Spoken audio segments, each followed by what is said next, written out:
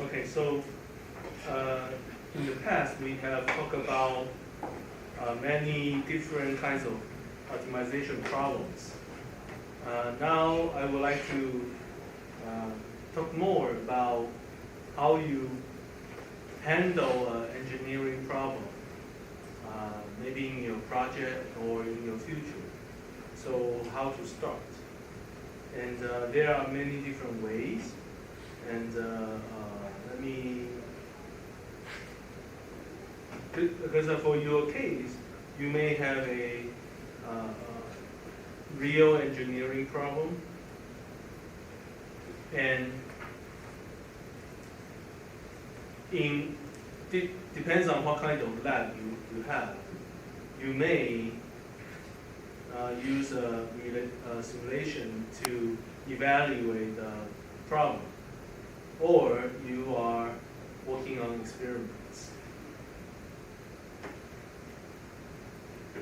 or both.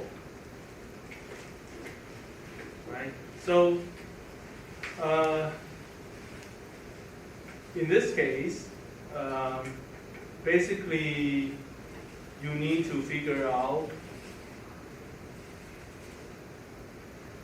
what are your variables and functions. Some functions are your objective functions, some are constraints, right? So we know about this back in the first class.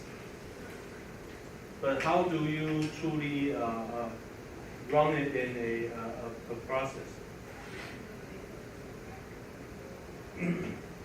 So let's say you have, in this particular engineering problem, you figure out. So maybe I give you one example. Let's say some fluid system. Maybe I have some kind of some flow channel. Maybe here's the inlet, here's the outlet. So I have probably some kind of streamline like this. And you may have some vortices here, something like that. And here's your outlet. And maybe it's a problem you are looking for, maybe cooling or mixing or whatever. So you may have some velocity here or pressure, and you may have some certain temperature. And outlet, you may have either velocity or some other pressure, right? And you may have also temperature. And maybe you can design the position of the inlet and outlet. So, so maybe the dimension of those points.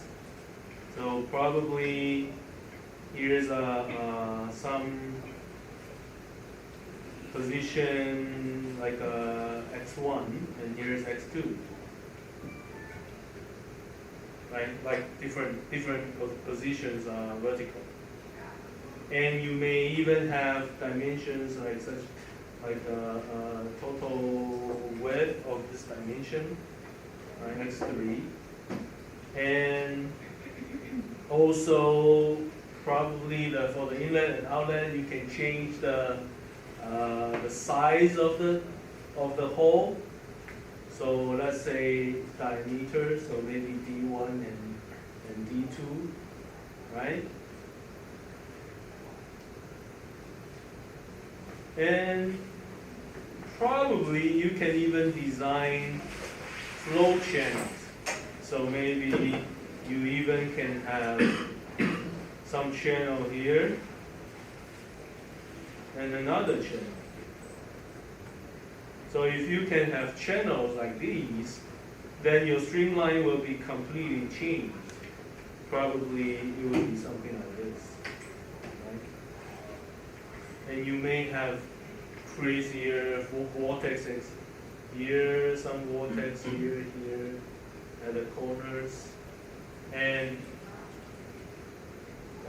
more friction on the wall, so probably greater pressure drop and so on. So power consumption, and if you are looking for mixing efficiency or cooling efficiency, you have many factors that you can start to analyze.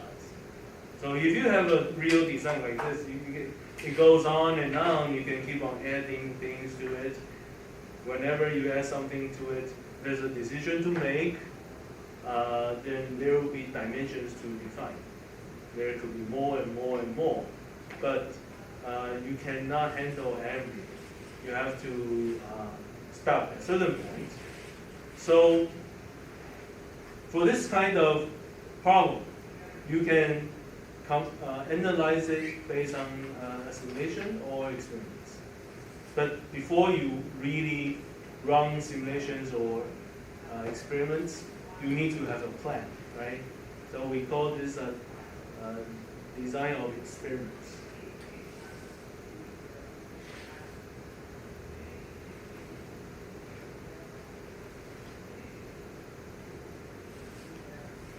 So-called DOE. So let's say we only focus on x1 and x2.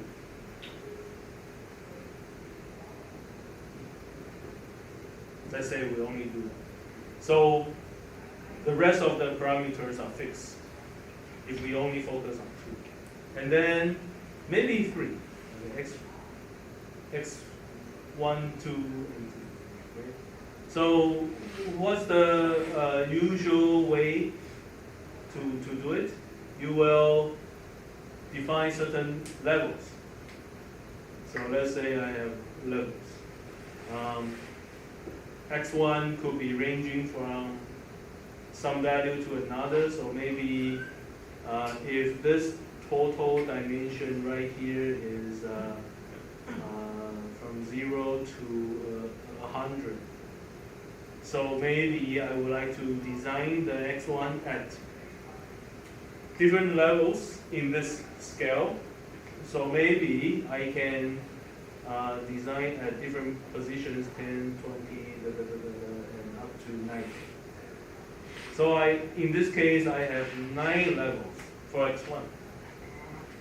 So I can do, because this is like a square, so I can, on the right hand side for the X2, I can do the same. So maybe 10 to 90 as well. Also 9 levels.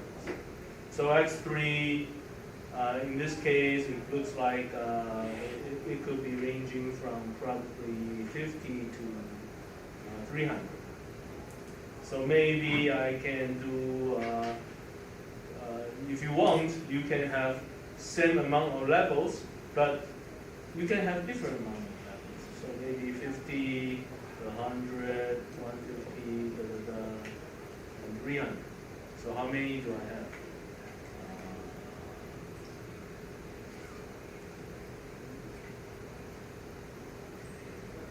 So 2 more, so that's 6 levels. So in total, I could have 9 times 9 times 6 levels. I should say combinations.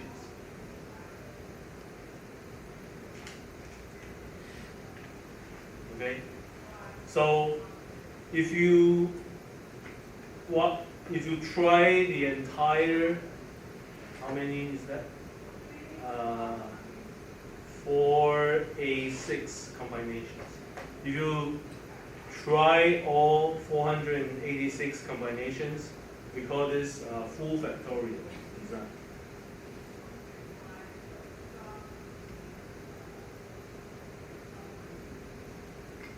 So usually, if you really want to try all 486 designs, that's great, but it's very time consuming, right?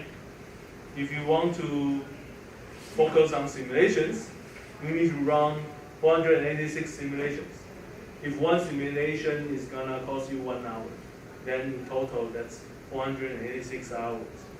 So that's how many, let me see how many days, 20 days, right?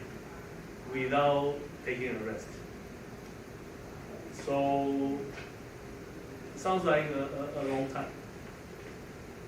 And if you try experiments, maybe, if you can, if you want to try the whole thing, you can send out the design to some manufacturer. They make all 486 designs for this platform for you, and then you may design certain experiments, and then you need to try 486 times. Right? And if one experiment takes you 10 minutes to complete, then it's 4,860 minutes divided by 60, divided by 24. 486, if it's 10 minutes, right? Divided by 60, divided by 24. So if you can do the experiments, one experiment in 10 minutes, without taking a break, you can complete this whole thing within 4 days. But of course, you need to take a break. So it's like, can you continuously run this experiment for 8 hours in a day? If you can. If you run this experiment 8 hours without taking a rest for 1 day, then you need 10 days. Still a lot, right? So in reality, no matter you are using simulation or experiments, sometimes it's difficult for you to run the entire full factorial design. Another way to reduce the amount of the full factorial design is to reduce the levels.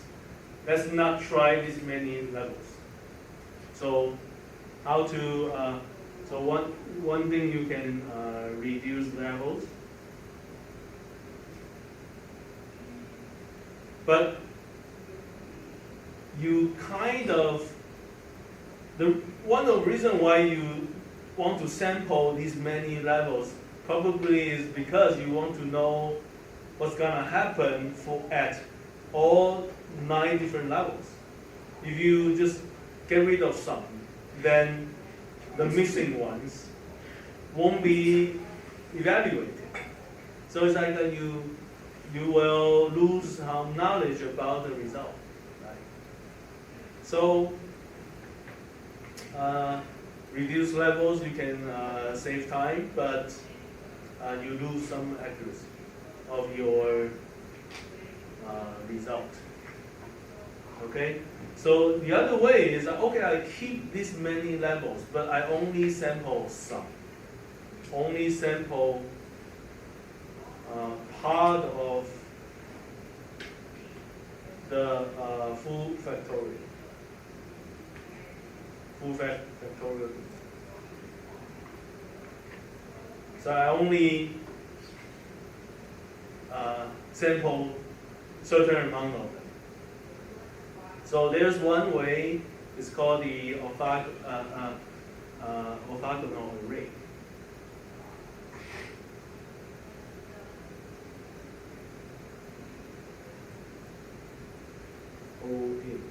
Okay. So let me.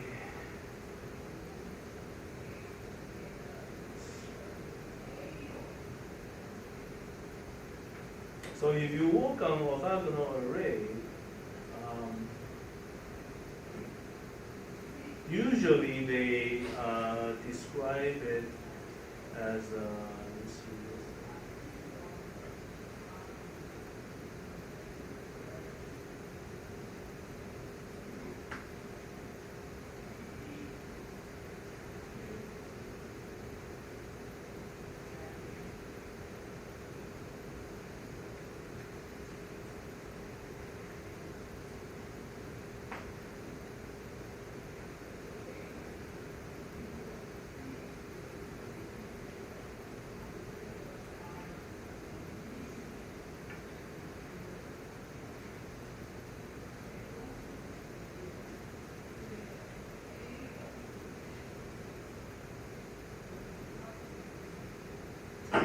3 different numbers.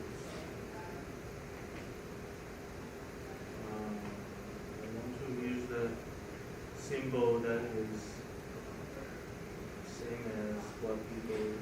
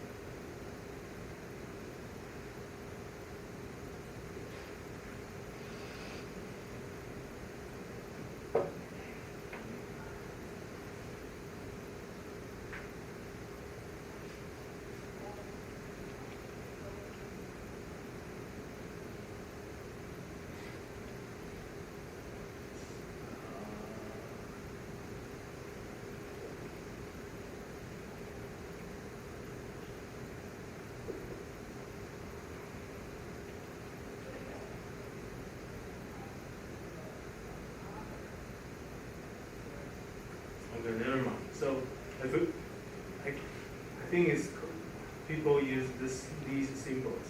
I forget which one is which. So let me just use these symbols. So what does these symbols mean? So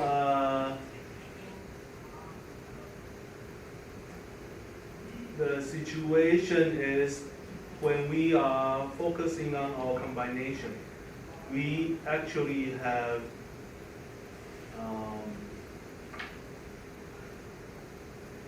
9 times 9, so it's like 9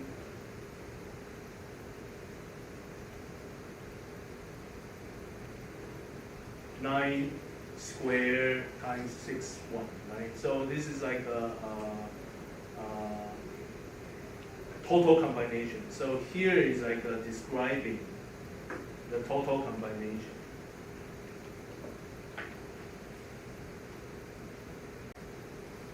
So there are situations like what we are having right now. We may have different factors, and each factor has different number of levels. But in many cases, people tend to choose same amount of levels, and you can have multiple factors. So usually, it's like if you are focusing on only same amount of levels, and so the superscript, basically the power is gonna be the number of factors.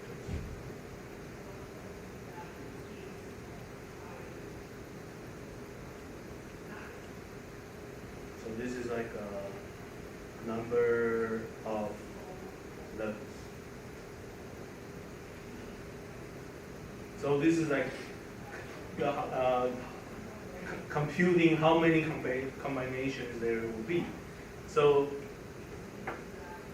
what is n? N is gonna be number of experiments. So out of this total amount of combinations, I'm gonna choose this number of experiments. So let's say I choose get some table from the internet. There's a L9, and I think they're doing a 3 level and 3 factors. So I'm gonna choose a different.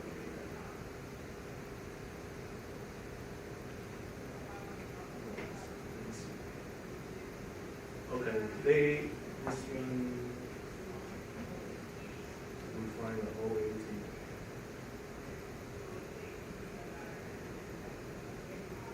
Let me try 9, and then let's say 4 levels,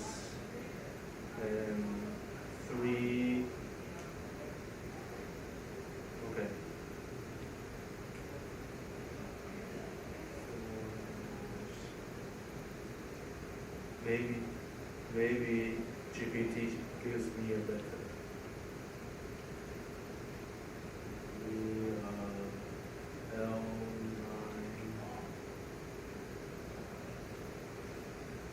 4 level 3 variable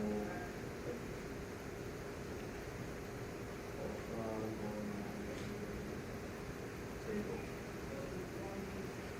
Good. Sometimes Google doesn't exactly give you what you want. Yep. So you can directly use ChatGPT and say, hey, give me a L9 bracket 4 to the power 3 orthogonal array table. And what you will get at the end is like this. So this is like an experiment. And it's gonna be 1, 2, 3, 4, 5, 6, 7, 8, and 9. And you will have the power of 3 means you have 3 different factors. So you have factor number 1, number 2, and number 3, right? And each factor has 4 different levels. Now the orthogonal array is gonna design in a certain way. You will see something like this: 1, 1, 1, 2, 2, 2, and it doesn't show me the 4.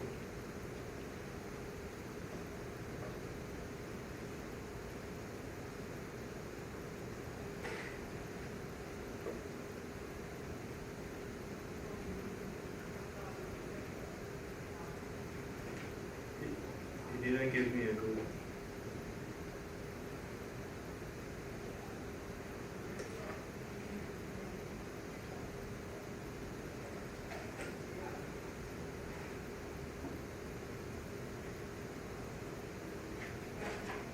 I'm looking for 4 levels. It's not showing me a 4.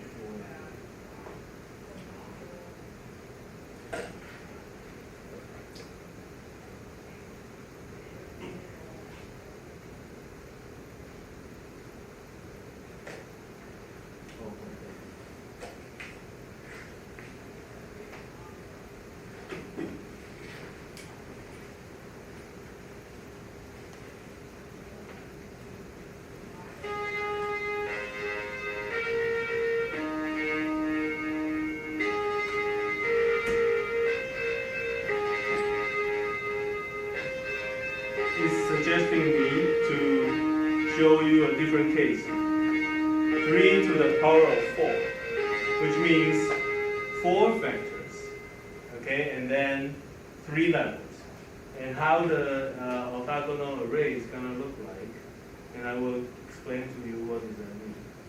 1, 2, 3, 1, 2, 3, 1, 2, 3, 1, 2, 3, 2, 3, 1, 2, 2, 1, 2, 1,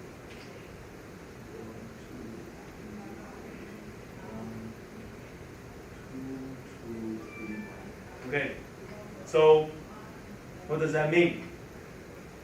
If I have 3 to the power of 4, that means I have 4 factors. Each of them has 3 levels.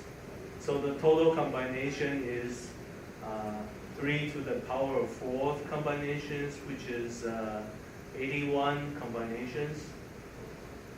So if I work on a full factorial design, I need to simulate 81 times or experiment 81 times.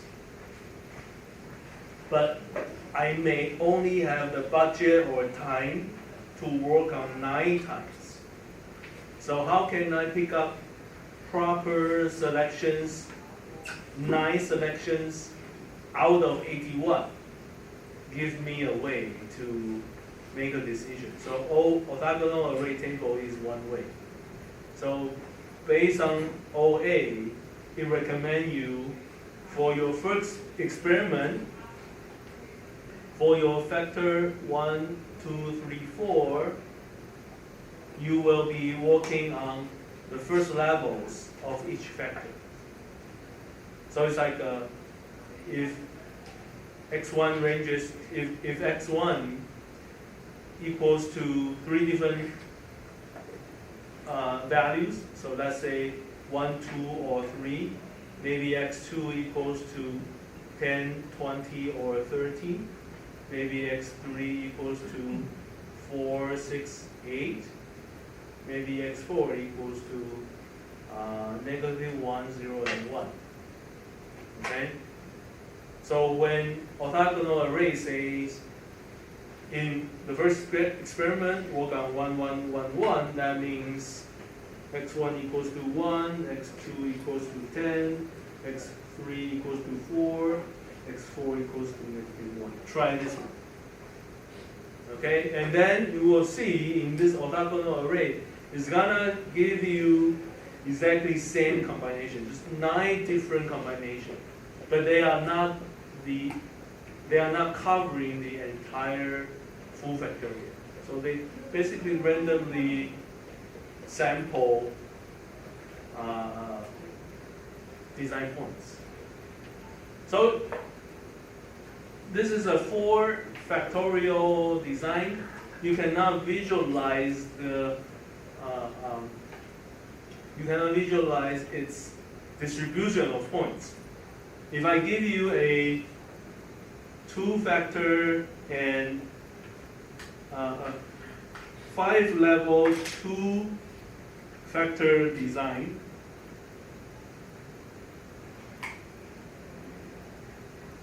and I try to make a drawing, if this is x1 and x2, to show you how it's gonna look like, then it's very obvious. For your x1 have 5 levels, your x2 may have 5 levels. So at the end, what does the full factorial mean for this particular case? Basically, you are evenly distributing your sampling points in the space. So these 25 points are the positions for your full factorial design. Okay? And let's try, if I say L9 and 5 to the power of 2.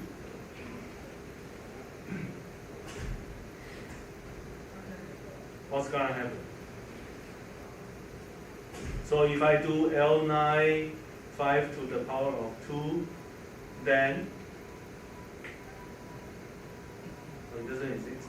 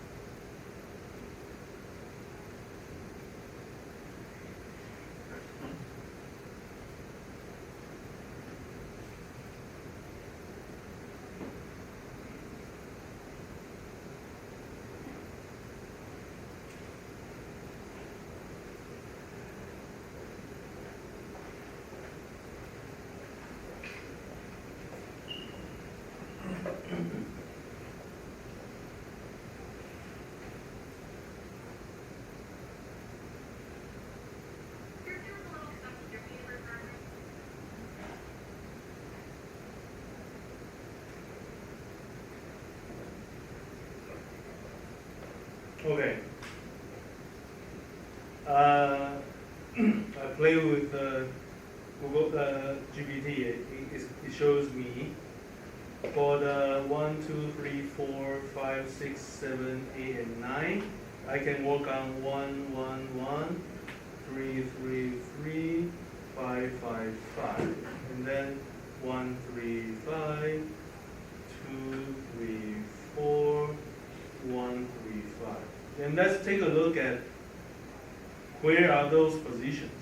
So 1, 1 is here, 1, 3 is here, 1, 5 is here, 3, 2, 3, 3, and 3, 4.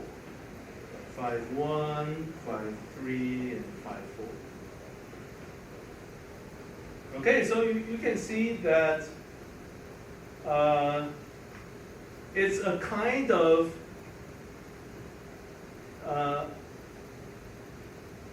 selection that tries to cover almost everywhere but cannot, because you are only picking up certain amount of points out of the orthogonal array. Okay? So making a decision, proper decision of your DOE is very important for practical exercise. Okay, so what can you do next? First, we basically work on DOE, right? And what you can do next, you can pick up the best one out of the ones you select, but that usually is not the optimal result, unless you are lucky. So let's say in your particular example, if this is x1, this is your x2, and like we said, we are supposed to sample 25 points in the design space. And we work on, if we do full factorial, and we work on experiments or simulations, every time you try it, it's gonna give you a value, right? So there's a function value, maybe somewhere here, maybe somewhere here, somewhere here, right? And then once you complete all full factorial, you can have a like a surface, right? Maybe this goes to here, this goes to here, something like that, right? So this is basically f of x1 and 2 and x2. But do you already get the function? No, because you only sample certain points. You won't be able to know what's happening at any position in between. So if you would like to know, okay, how about here? Tell me what's the function value over there. You don't know. If you don't work on the one extra experiment, you won't know what's the function value. Right? So what you can do next is try to get the function. So this is where what we can do is a regression. Okay? Or curve fitting. Or response surface. Response surface. There are even people call this meta model. Okay, so there are various kinds of names for this. Basically, you have certain amount of experiments, and you get responses, and then you try to build a mathematical function out of the experiments you have done. Do you need experiments everywhere, which means full factorial? You don't really need to. So can you run curve fitting even if you only sample those 9 points, the 9 red points, out of the 25 position? Yes, you can.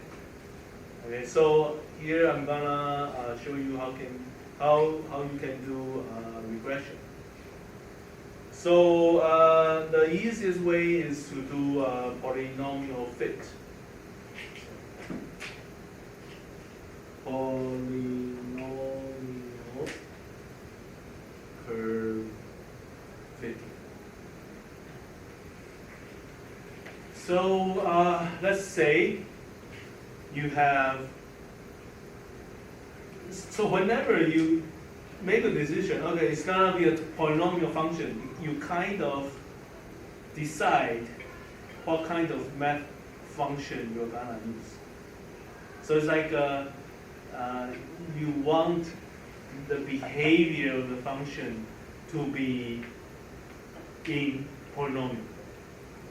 So when you do that, it's like you decide a function is gonna look like, for example, a0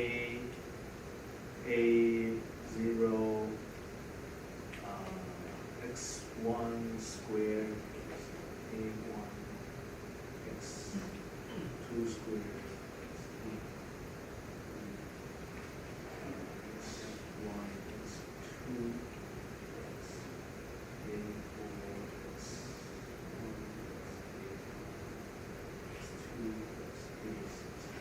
you kind of make the decision, okay, I want to use a second order polynomial to define this particular surface.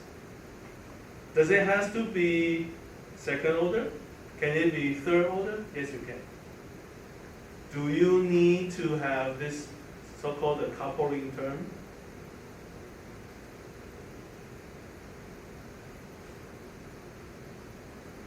Sometimes people don't like the coupling terms because coupling terms may, in optimization, we don't like coupling terms. When you have coupling terms, you may have something called a saddle point. So what is a saddle point? So in a 2D space, if this is x1, x2, and if you make a drawing, if this is a saddle point and it looks like this,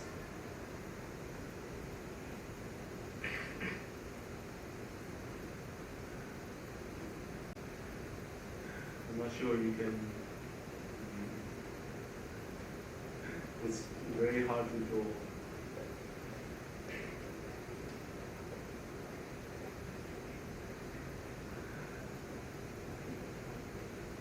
So saddle point is like, maybe this is not a good drawing. Let me try again. Let me try in this way. Yeah, yes, like this, and then going down.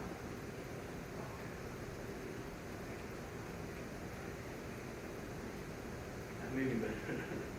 So some point here.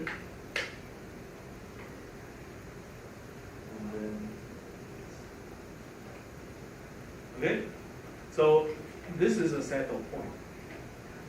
Saddle point is not good for optimization because at this position, when you look at the curvature that is parallel to along this x2 coordinate, the function goes down, right? So we call this function concave function. So right here, this is concave. And when you read along the x1 direction, the function goes up. So this is convex. So if it's convex along one direction and concave along the other direction, so you will see some point right at the middle like this, and the gradient equals to 0 on both directions. So horizontally,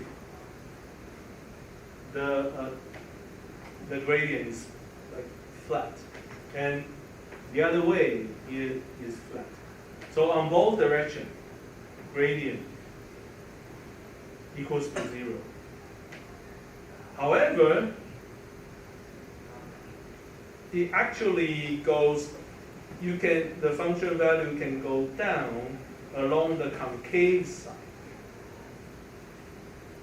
So mathematically, if you use any gradient-based approach to find the minimum point, and you may fall into this saddle point, and you will stop because gradient along all directions becomes 0. Then you will stop.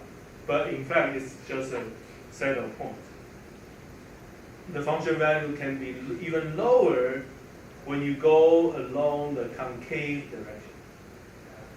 So this is not the minimum point for this particular function. So in optimization, we don't like saddle point. So if you don't like saddle point, why do you choose a function that could create saddle point? So sometimes when they define a math model, you can just, okay, I decide not to have couple of terms. It's fine. The model is chosen by you. Okay?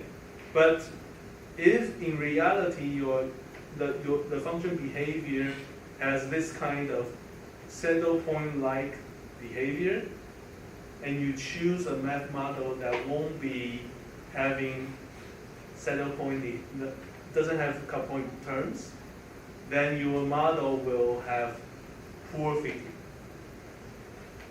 Okay. So, let's talk about how we can get this function. So what we are going to do next is called the least square approximation. So over here, you can rewrite this function into this particular form.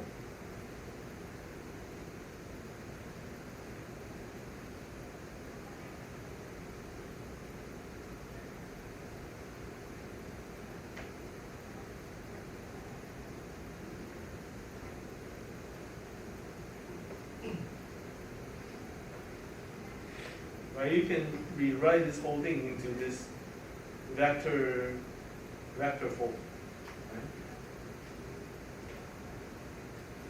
Right? So after you work on the DOE, you will be running the simulation or experiments for multiple times, no matter where you choose them. So let's say you have done n experiments. Okay, so for each experiment, I'm gonna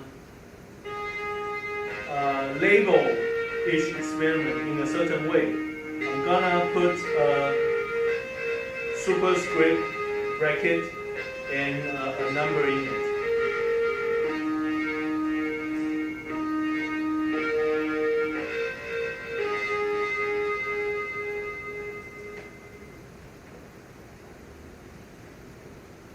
So you have done n experiments. Every time you change your combination of x1 and x2, so bracket 1 means the first experiment, bracket n means the nth one. So every time your simulation or your experiments give you a function value, so you will have f1 to fn. Okay? So usually, now here you have your number of unknowns, right? So basically, in this particular case, you have 6 unknown parameters. You don't know the coefficient in front of your model. You don't know what those coefficients should be so that this function f has the best fit to your experimental data.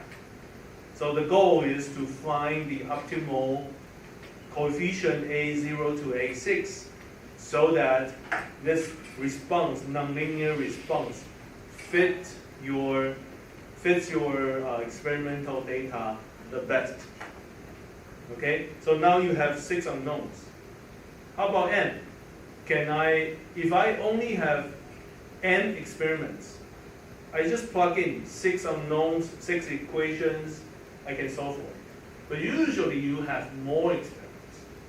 So usually the usual case is n is larger than number of unknowns.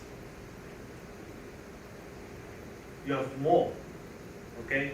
So in this particular case, you cannot just plug in and solve for the unknowns because you have even more information. 6 out of n gives you a set of solution of A0 to A6, but the 7th one plug in, it may not satisfy the A0 to A6. So you basically have too many information. The n is too many. So what do you do?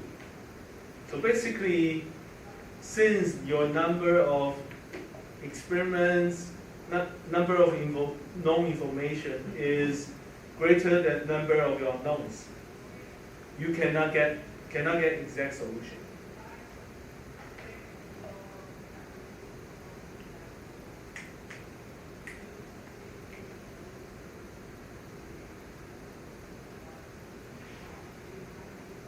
So what you are going to do next basically is to do approximation. So all the regression, curve fitting, response surface, meta modeling, well, most of the time they are approximations.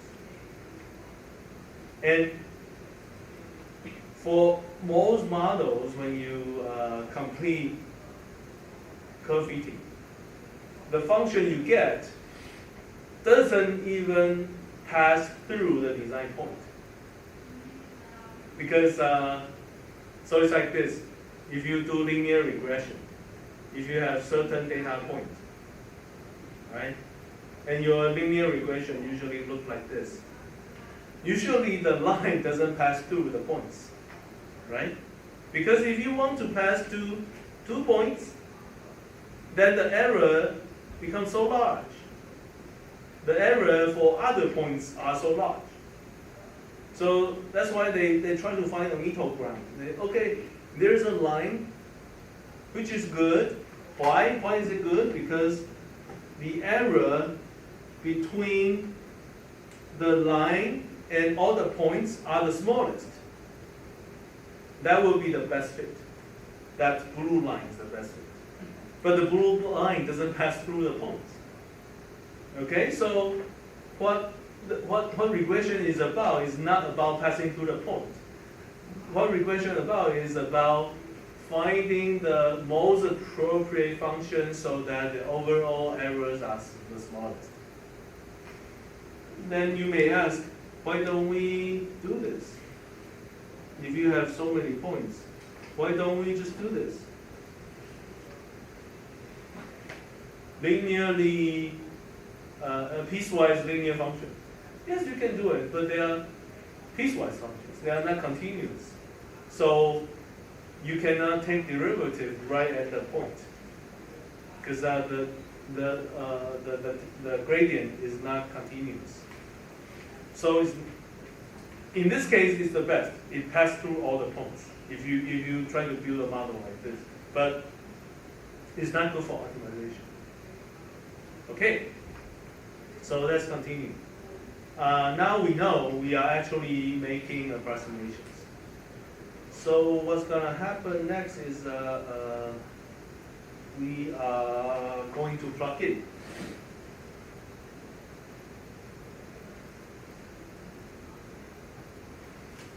Let me double check.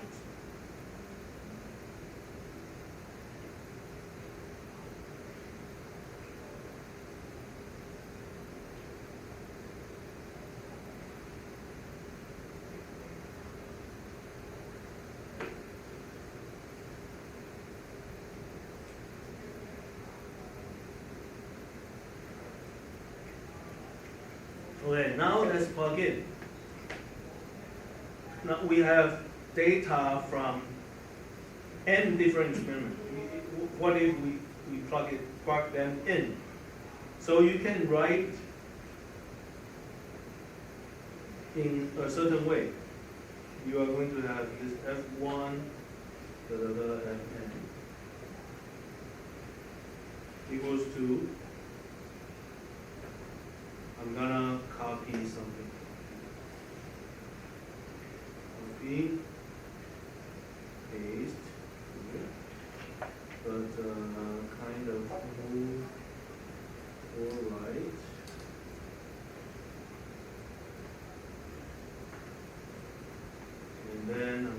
put this.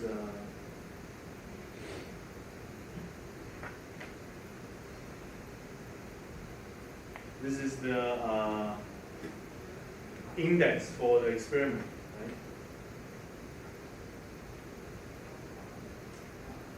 right? So plug in those, and also do it for each row.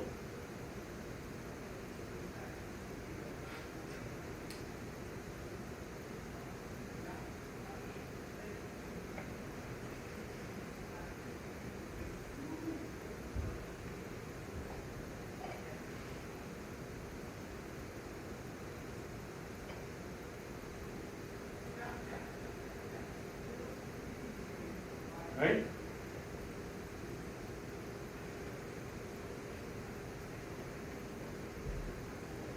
And multiplying A0 to A6. Okay?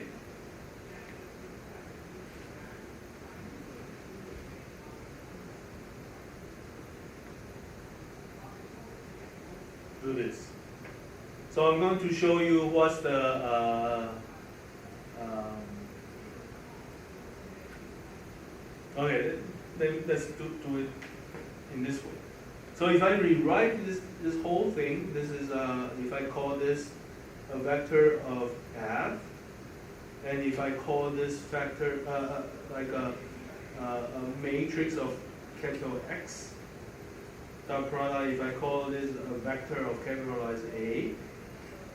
So now vector A is unknown. Can we just do this?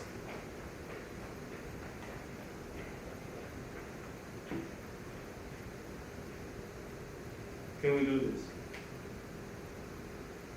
Anyone? Can we do this?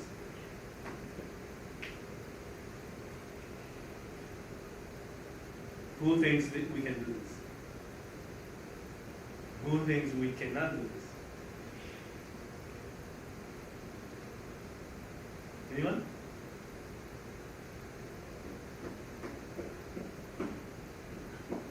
No one is listening. I feel sad. We cannot do it. Okay. So, if you take a look at the dimension for the capitalized X, it's actually m by 6. So it's not a square matrix. So inverse doesn't exist.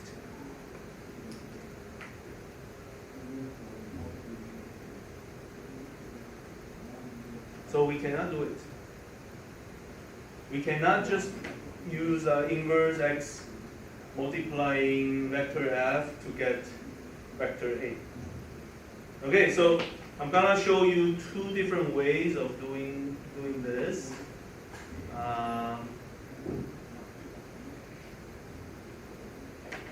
So let's do it in the optimization way. So one is the optimization way.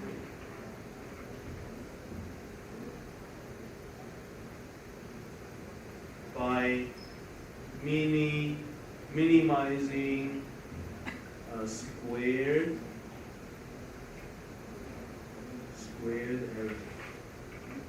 Okay, squared error. So we're going to define certain term called error. So error equals to, let me double check I'm doing the right thing. Summation of basically F. Here I will use I minus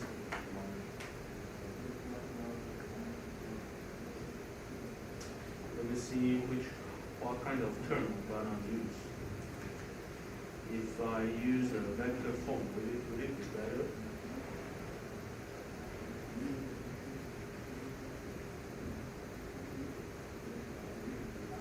me just directly use my vector form.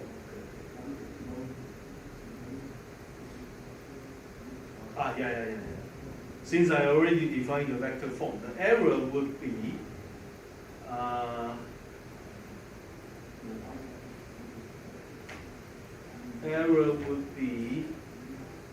capitalized F minus vector matrix X times vector A.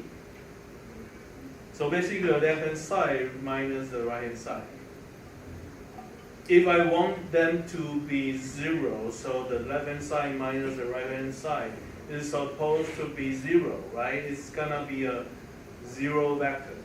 So this is a vector. So now if I take the 2 norm and then have a square of it, this is called the 2 norm. 2 norm. So what is a 2 norm? Let me remind you. This is what you do every day. So B1 squared.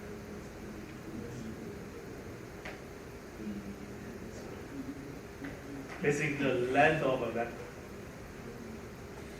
Okay, so the left hand side minus the right hand side, I want them to be the same, so this should be a 0 vector. But when the left minus the right, if they are not 0, the vector could be having positive or negative values, non-zero values. So if I compute the 2 norm and then take a square, because there could be positive or negative part of it, and also taking the 2 norm actually has a square root. It's not good for optimization. So the reason why we take a square is because we want to get rid of the square root. So it's a squared error. Okay. So we want to minimize the squared error. This is a squared error. And what are the variables? Basically, the variables are the A0 to A6. Okay, so how do we do it? We can basically rewrite the error in a certain way. So the error basically is F minus XA dot product with itself.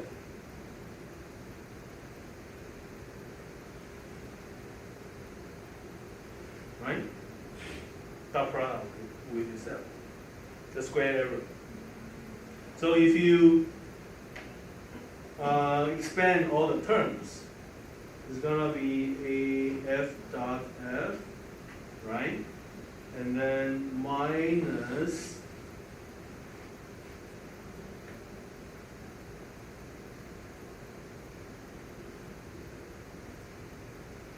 you be very careful.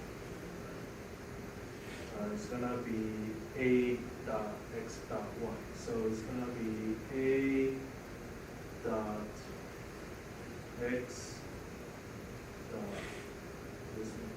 So 2 of it plus the last term. Last term basically A dot X dot X dot A. Okay. So if I expand all the terms, now when you want to minimize something, you basically take a derivative and you want it to be equals to 0. So you are basically taking the partial derivative of this error Actually, you're doing gradient. Yeah, doing gradient of error. So what's inside? Basically, partial derivative of error with respect to a. Can I use I? Yeah, AI. Taking a gradient. So what's gonna happen if you take the gradient? Basically, this term disappears. There's no a inside. How about the second term? You will have -2, and then x dot product with f plus plus 2 times x. The transpose term. Maybe it would be better if I do the transpose. Okay, sorry. Let me do this again, sorry. If I use the transpose, then. So, I will do the transpose, because there will be transpose later on. Here is a vector, so I transpose it, multiplying the right-hand side. Okay? So now I expand the whole thing. I will have F transpose F minus 2 times. I will have A vector transpose X transpose Y. Plus A vector transpose X transpose X A. It would be better for the later form. Let me double check. Yes, AX F. This one times this one.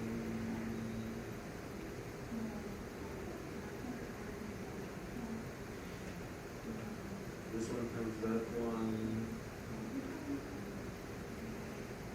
Oh yes. F transpose. Same. Okay, yes, correct. So now we are doing, like I said, we are doing the gradient of error. Gradient of error. So what's inside basically again, partial derivative of error with respect to the AI. Because A's are our variables. So over here, the gradient is basically with respect to A. So the first term has no A. How about the second term? -2, what's left is the X transpose F. Right? Because you have a 1A term over there. The last term, you have 2 A's, so we will have 2 terms. And you can have X transpose X and A. The first term get rid of the first, basically 2 terms and then sum them together. They're the same. You get rid of one of the A, and then you do it again with respect to the last A, but they are the same terms. They can sum together, so totally 2 terms. And you want this to be 0. You want this to be 0, right? So what do you get? At the end, X transpose X A equals to X transpose F. So what are we looking for? We are looking for how to get the values of A. So the values of A can be determined by X transpose X inverse X transpose and then F. That's the solution. So this is why whenever people are trying to use so-called the least square approximation, this method is called the least square approximation. They give you this equation. So what does least mean? Least means minimum, right? What does square mean? Means a squared error.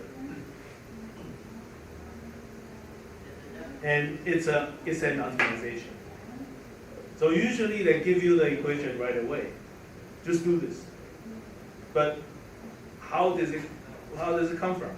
It came from the term where you try to define the squared error in this way, and then you try to reformulate it as a second order term because it's square, so it's a square function. So if it's a square function, you can take a gradient and make the gradient equals to 0. You can derive this result. Okay? But one question, how can we move x transpose x to the right-hand side by inverse? Let's check if this is a square matrix. So x is n by 6. So x transpose is gonna be 6 by n, right? So in total, when you put them together, it's gonna be a 6 by 6 matrix. It becomes a square matrix. So you can actually move to the right-hand side by the inverse operation. Okay, so if you don't want to derive this when you use it, let me show you how to memorize this. So another approach is to like a quicker approach.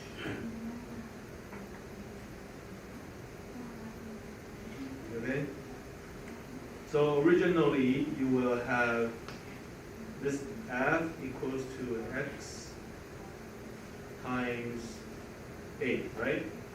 So what you can do is you can pre-multiply x transpose on both sides of your equation. Just do this. Just by pre-multiplying.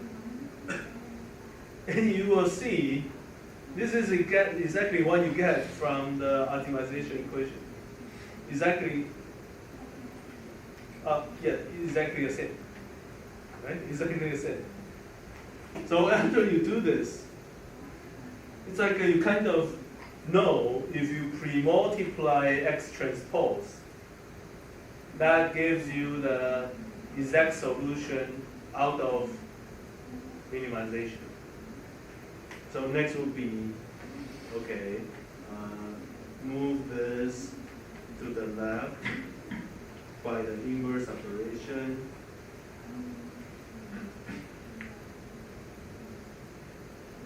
This is the solution. You will get the coefficients. So I mean, in the future, when you use it, just do this. Just remember, okay, that's pre-multiply x transpose. Then that's basically the solution out of minimized square error. Okay? So once you have this, you will have a math equation, and it's like you can get an entire math equation. So you can actually do optimization out of this math equation. So next,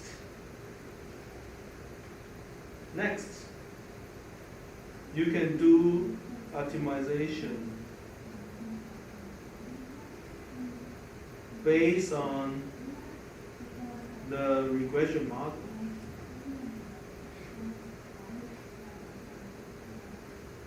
And there could be multiple models. So let's say you are minimizing like our fluidic system. So maybe you are, what would be the function that you are working on? Probably you want to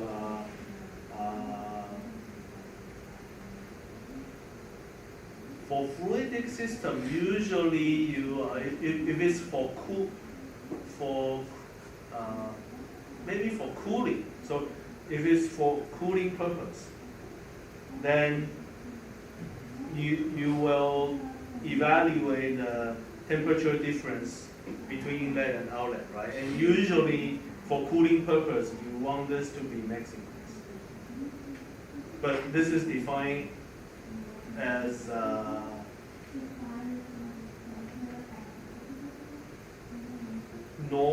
absolute value of temperature outlet minus, actually, if it's for cooling, then inlet is hotter, right? So T inlet minus T outlet. So you want this difference to be larger. So let's say you are doing that for cooling. And maybe you want certain constraints, so maybe the pressure drop. Pressure drop is representing the speed from inlet and outlet, pressure drop. So it's gonna be pressure inlet minus pressure outlet, right? And you don't want this to be large. Because if the pressure drop is large, that means you need to pump higher pressure into the domain. Oh no, when the pressure drop is large, that means you have greater resistance. Like you need more energy. So usually it's for energy saving purpose. So you usually want the pressure drop to be within certain range. So in this case, I would say has to be smaller than or equals to a certain upper limit, right? So in that particular example, I could be doing DOE of my dimensions x1, x2, and x3, and then I will be getting experimental data or simulation data of delta T and delta P for each experiment that I have done. And then I will build math functions of, let's say, function T and function P. So this is based on regression. Once I have that, I can formulate I would like to, because I'm maximizing delta T, so I will be minimizing negative function of T subject to, so it's gonna be a function of all my variables. And then my function of P has to be within certain limit. Then I can run this optimization. So I could be getting an optimal solution. Depends on what method you choose. And will this solution be exactly the same as one of the points you chose from DOE? Maybe, if you're lucky, but usually not. So usually not a same point from the DOE, right? So what you can do next, you can perform simulation or experiments again at the optimal solution, just to check. And supposedly this one is gonna be the best, better than whatever experiment you have done from the DOE. If it's not better than your DOE, is it a bad thing? Maybe not extremely bad. Maybe it's just because you didn't sample enough in your DOE. So it's like this is your design space, x1 and x2, and maybe the objective function looks like this, right? So in reality, this is the optimal, right? And in your DOE, maybe you sample these points.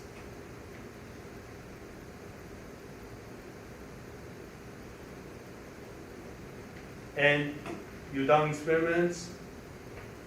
In this particular demonstration, you missed the position of the true optimal because you have no idea. How can you know? So you basically sample the red circles. You use the responses of the red circles to do regression. And maybe your regression model looks like this. For example, I use a green color. So maybe the regression looks like this.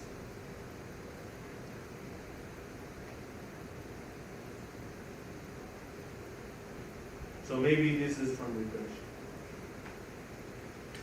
So if you use the regression model to run optimization, you may end up with an optimal solution right here. Okay, so that green star point is not yet the real solution because you just sample certain positions and run regression. The regression probably won't be realistic enough. So, do you guarantee the green star point to be performing better than the red circular point? Maybe not. So what can you do next? Maybe you can sample more in this area. So maybe you can zoom in, focus on this area, do more sampling inside, having more precise regression. So let's hope the more finer analysis in that area will reveal the real function behavior in this particular smaller area. And let's hope you can find a point that is closer to the real solution. So usually it's like that. Okay? So when you are doing research, usually when you get the green star point, and if the green star point is already better than all the red circular points, usually you will stop. As a master student or PhD student, maybe you won't get closer. Yeah, because usually your time and resources are very limited. You are already doing a good job. You sample multiple points, get some regression, and then find an optimal point which is better than all the points you have found. It's already a good job. And then usually at the green point you will stop. Okay. So that's usually what you can handle a real engineering problem. I'm going to show you a different way. Another way without DOE.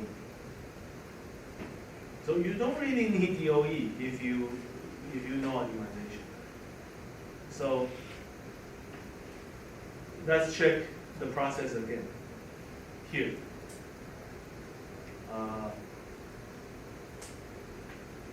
You have DOE, you get function values, you have regressions, you run optimization, you verify it. So usually this is where you call verification. The last process is like a verification. You verify whether the optimal is the best. If it shows, okay, it's the best, okay, good, end of story. Discussion. But when you decide to start this with DOE, you have to sample. Do you really need to sample? So let me show you a different approach. So I will say this is the approach with DOE, regression, optimization, and verification. Okay?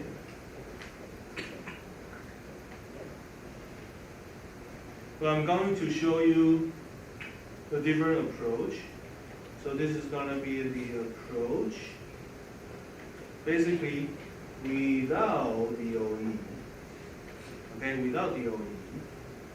Only just do optimization right away. So it's like a optimization right away.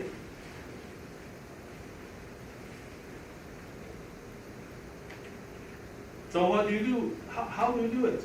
So basically, you have x1 and x2, and you have your function, right? And it's unknown. The problem is it's an unknown function. Like, let's think about the fluidics example. How would you know the real fluidic equation with respect to the several variables you decided? You won't know. If you check a textbook, you may not even know. Right? So, function unknown. So usually what's going to happen is, okay, I'm going to pick up an initial guess.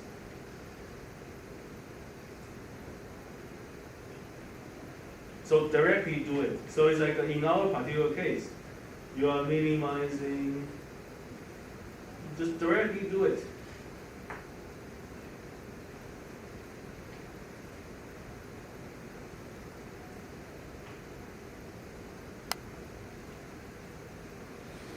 So you solve this with some initial guess. And if you're doing a gradient-based approach, you will need gradient. What do you do usually for gradient? A finite difference. So you will be, I need to move this somewhere too. This is your initial guess. So you need to sample some point here and here.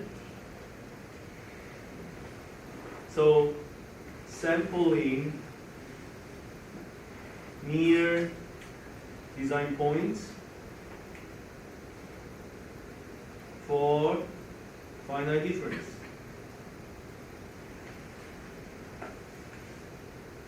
So what's the finite difference for? For gradient. So if you are solving this by a gradient approach, you will have an initial guess, and then you need to know finite difference. You will be sampling somewhere near the point. Then once you have gradient, you perform whatever optimization method you know. It will iteratively, it will give you a new solution. So probably the next solution goes to somewhere here. So iteration. And then do it again for finite difference, and then iterate. Okay, and maybe converge.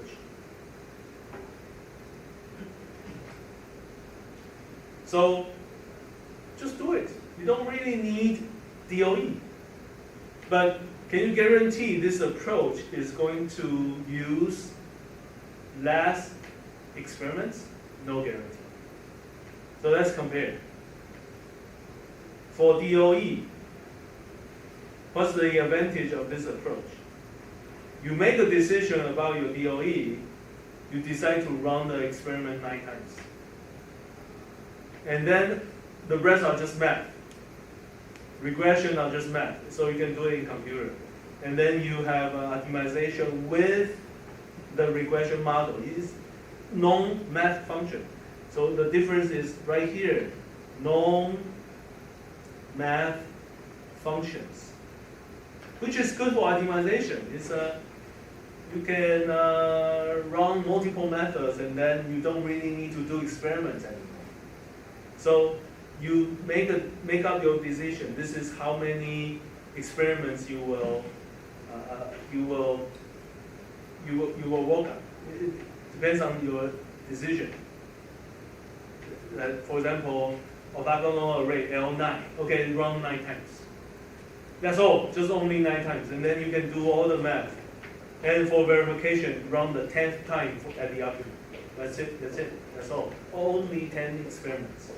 But how about directly run optimization? Initial guess, okay, right there you run 1 experiment. For final difference, you have small increment, okay, run one experiment. Another increment, okay, run 1. But what's the advantage of this? It iteratively moves you to a new point. Maybe 1 iteration is giving you a really good solution.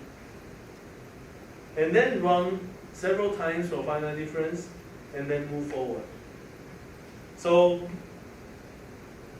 the advantage here is optimization process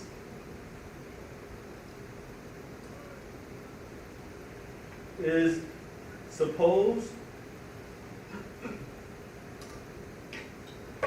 to bring the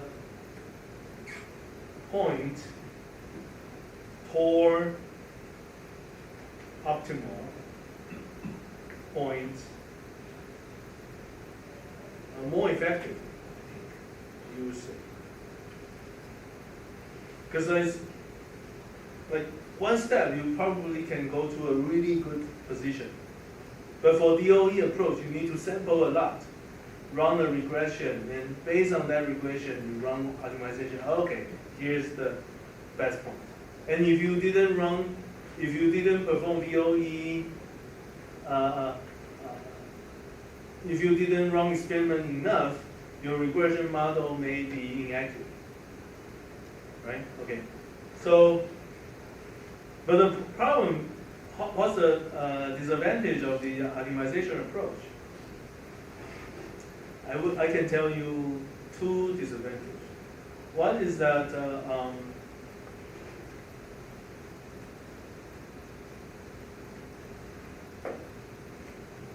you don't have basically no control of number of experiments. How would you know how many number of experiments that will be needed for this optimization approach? So if you really want to control the budget, maybe DOE is a better way. Okay? And another disadvantage, when you are doing, sometimes the final difference is hard to finite difference.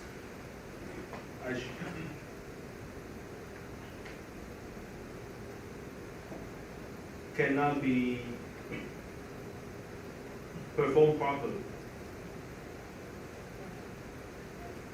What does it mean? So let's say I have a certain sampling point, xk, and I'm looking for evaluating gradient f, gradient maybe xi at this particular point, right? So what's the usual way to do it? You will have a delta, right? And then you evaluate at this point plus small increment along the ith normal basis minus the function value at that particular point, right? Sometimes this is difficult. Change certain dimension with a small number, sometimes it's difficult. What does it mean? For example, we were talking about the fluidic problem, and then let's say the dimension of the pipe, diameter of the pipe, or diameter of the inlet is one of the variables. If your finite difference asks you to enlarge the diameter, which was, for example, 3 centimeters, and the finite difference asks you to enlarge it by such a small amount, so 3 centimeter enlarged to 3.1 centimeter. Sometimes it's hard to manufacture if you are doing it experimentally. You want to physically vary the variables with small increment. Sometimes it's not easy to do, right? So the issue is like that. So if you are doing optimization right away, and then if you are focusing on simulation, sometimes it's easy. In simulation, change the diameter by 0.1 millimeter. It's easy. Just type in a number, and then the model is done. But how about in reality? If you are a lab that works on experiments, if you're doing optimization right away, and you want to have small increment of something, and let's say one of the variable is temperature. If you want to control some kind of hot plate at temperature of 60 degrees, can you increase the degree by 0.1 Celsius? So increase 60 degrees to 60.1 Celsius. That's such a tiny temperature increment. Sometimes it doesn't give any effect because the noise of the environmental temperature is larger than your small increment. So you will have your experiment won't be affected by your tiny increment.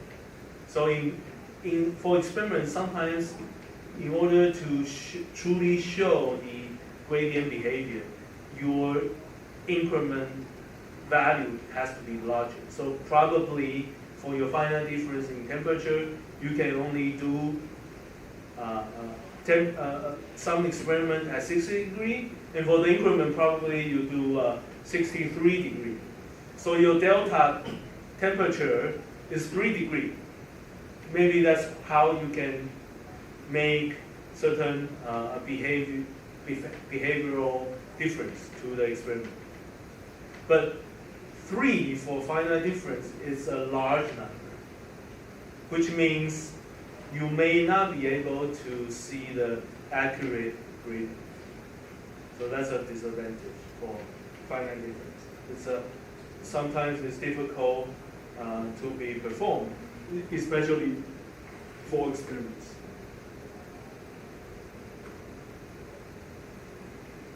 Okay, so that's pretty much what I can share with you for today. Before I would like to move on to another topic, if I have time. Yeah, maybe just a little bit. So we mentioned about regression. Actually, neural network is a kind of regression. So let me kind of give you a sense about neural network.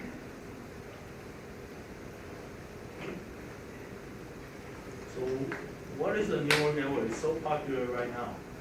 So usually you have several neurons. And it's usually formed in layers. Okay? And in this particular case, I only want to have one neuron, maybe for the outlet. So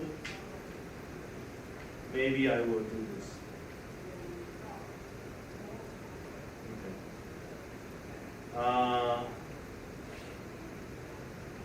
Here could be my x1, x2, and x2. Okay. So here could be my function. So it's called the input layer, output layer, and whatever in between is called a hidden layer. And usually there could be many of them, so hidden layers. Okay? So as a user for neural network, you need to design how this neuron structure is being constructed. So you usually need to decide, okay, those arrows. Okay? So I'm not going to draw all the possible arrows, just some of them. Okay? Some of them. And then they goes to the outlet. So for one particular neuron, there could be multiple values coming in, and there will be one value going out. So usually inside the neuron, it's gonna perform a very simple math. So usually it's if I have greater ability to learn, okay? From the neurons before this neuron, if I have multiple values like this, let's use a different symbol to avoid confusion between the input values. So let's say I have V1, V2, and Vn. Okay? And for the value that goes out, it doesn't necessarily directly goes out to the outlet. It goes to the neuron in the next level, right? So I'm gonna say use a different symbol, so maybe P. Okay. And what's going on in here? Usually a very simple math. So it's like a P equals to W1 V1 plus W2 V2 plus Wn V. And usually there is a constant term, so you can, let's say it's called B. So you can write it in the vector form.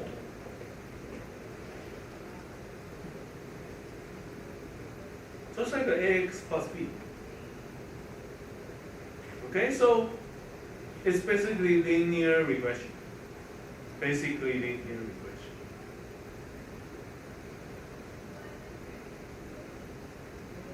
So can this neuron perform different math? Actually, yes. So probably 10 years ago, when AI is not that popular yet, but at the time people are talking about so-called the ANN. What is ANN? It's called the artificial neural network. Okay. So basically, at the time, 10 years ago, the computer probably is 1,000 times slower than the computers right now, or even slower. So in order to solve a neural network problem, usually they have how many hidden layers? Like 1 hidden layer or 3 hidden layers. They cannot handle a a very deep hidden layers. Nowadays, how many? There could be 100 layers. Okay, so the technology is growing super fast when we have such a fast development in semiconductor, which is allowing our computer to be speeding up in like exponentially. So that's why we have AI today. Now, if you look at this, by the way, at the time, 10 years ago, well, I have listened to presentations, seminar presentations, conference presentations about ANN. What do they work on at the time? They don't have the computational power to enlarge the neural network, because even if they just add one more layer, it's gonna make the whole calculation longer, probably for double the computational time.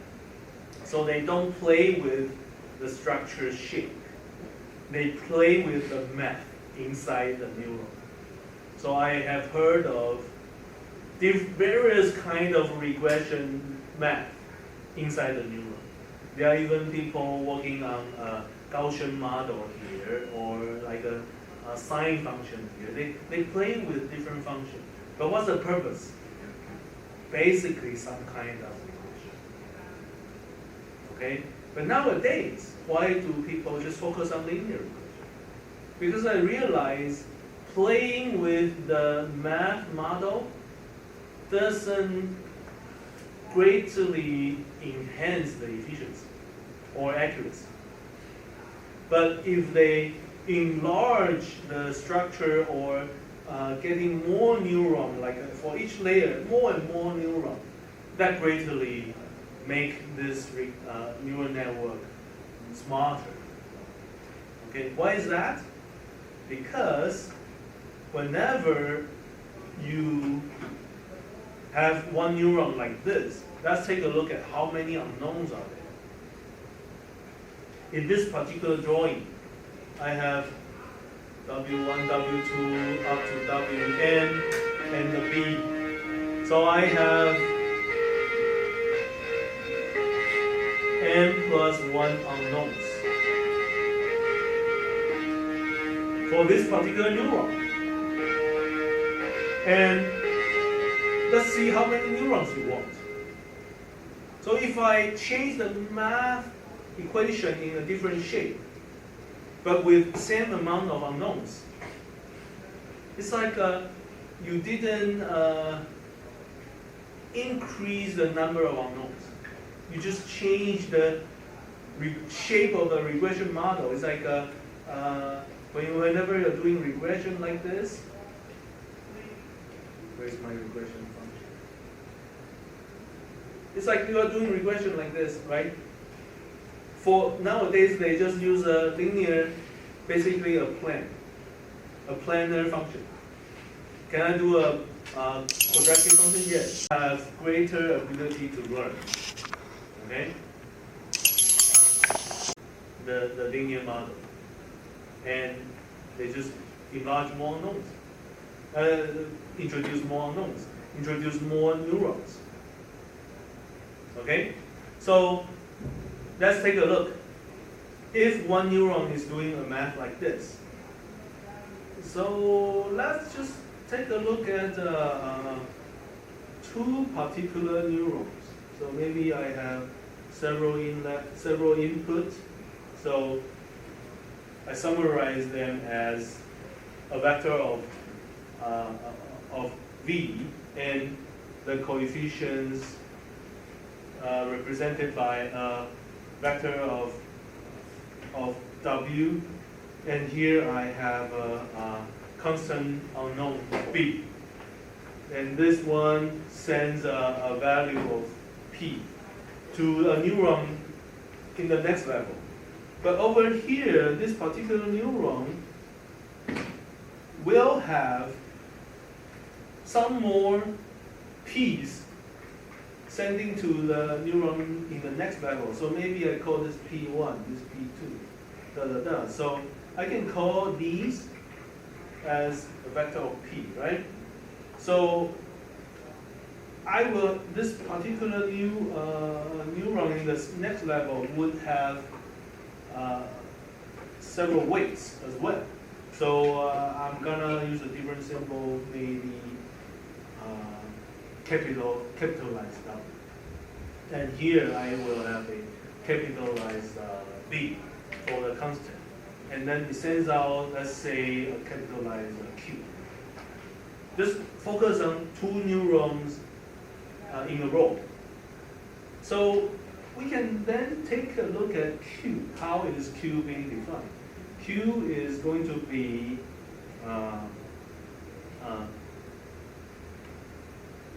a vector of capitalized W dot capitalized P plus B. And basically it's gonna be W1 P1 plus W, let's say small n, and Pn plus B, right? But what is P? P basically is a bunch of small w dot small v plus small b. And because let me just focus on this particular. And the rest, and b. So if you expand this, it's going to be w1, small w1, v1 plus w2, v2, wm, vm plus b. And a bunch of more of these terms, and then capitalize b, right? So if you just write down the neural network regression model, it's a very nonlinear model because you have unknowns multiplying each other, so it's definitely nonlinear.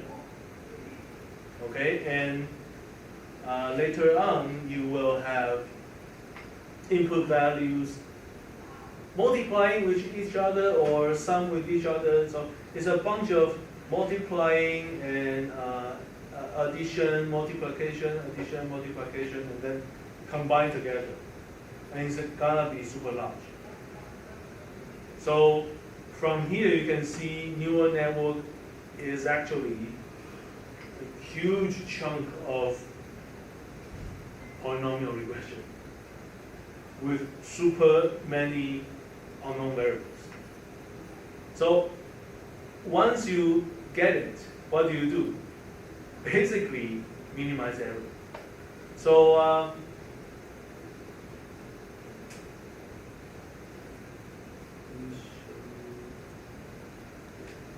in the neural network, how do you determine the unknown? Basically, again, there are many ways. Minimize error. So how then it depends on what kind of error you can do. So in neural network field, they usually call these errors loss functions. So basically, they are just error functions, like we said earlier. And I can show you several examples. There are squared error. There are absolute error. And there are two different kinds of errors. One is called the cross entropy error, or cross entropy loss. Let's focus on this cross entropy loss. So square error, how do you define square error? So basically certain terms.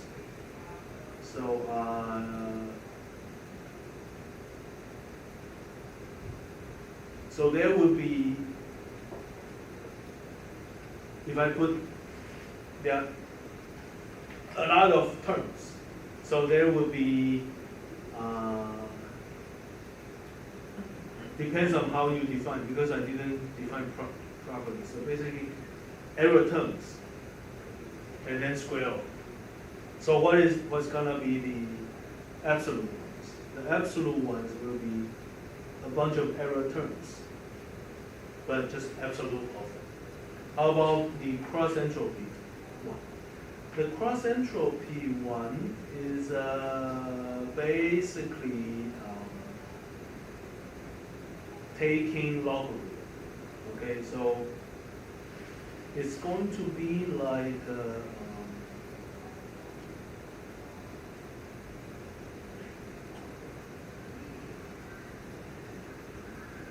or I don't use the cross entropy. I just show you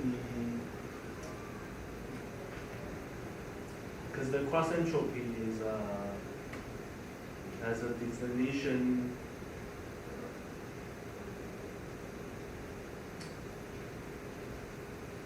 Maybe I should not introduce this because in this case, I need to introduce many different things. So basically, there are some other ways to formulate loss functions. So basically, what is going to do next is basically minimize loss function. Okay. So nowadays,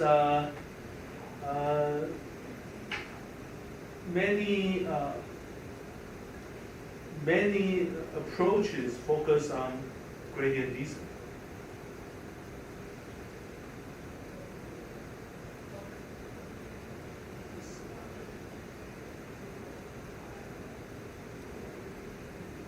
So what is a gradient descent approach?